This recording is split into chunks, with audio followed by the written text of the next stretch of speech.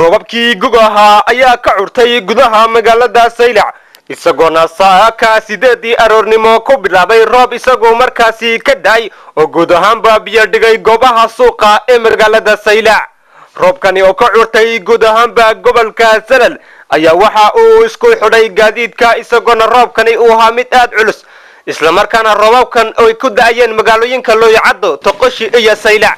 roobkani oo isagu ahaa mid aad u xooggan ayaa waxa uu biyo dhigay gudaha magaalada Saylac dadweynaha magaalada Saylac oo wax ka weydiinay sida ay u arkaan roobkani ayaa waxa hadaladoodii kamid ahaa waxa weeye magaranaysa magaalada Saylac muddo far badan roob kuma diin laakiin maanta ilaahay magaranaysa raxadii waa noo shubay marka waxa weeye maanta magaalada Saylac aad bay u faraxsan tahay waxa weeye alxamdulillah aad baan ugu magaranaysa faraxsanahay ilaahay waa mahadle iyadoo maanta loo baahnaa roob dad iyo dunyaba oo ilaahay roobkay noo lisay alxamdulillah wa shukrillah banka gariyaad lama mareen hadii auna roob ku diin indho wax alliya wax gaadiid mara lama heleen ilaahay baan ugu xamdinaqaynaa waanan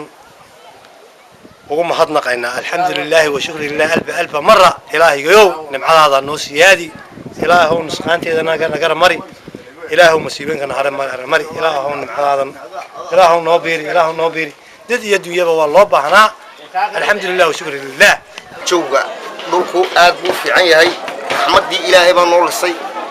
maanta maalin ko wanaagsan ay u joogo ka wanaagsan yahay ma jirto nabad roob nimcaan ku jira ha nimcada aanu hayna maanta alxamdulillah wax ilaahay loogu mahadnaqo way alxamdulillah rabbil alamin roobkii nimcadii ilaahay noo daaday nabadii wax walba waan haynaa caafimaadkii alxamdulillah rabbil alamin maanta wax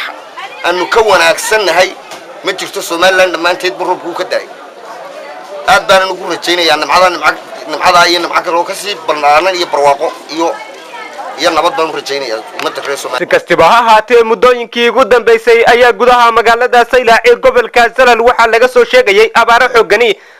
deegaamadaas ayaa maanta waxa ay ku dirsadeen roobkani iyagoona baahi weyn loo qabay roobkani maadaama oo la galayo xilligii xagaaga ahaa Cabdisoon Maxamed Cabdillaahi Shinilan News magaalada Saylac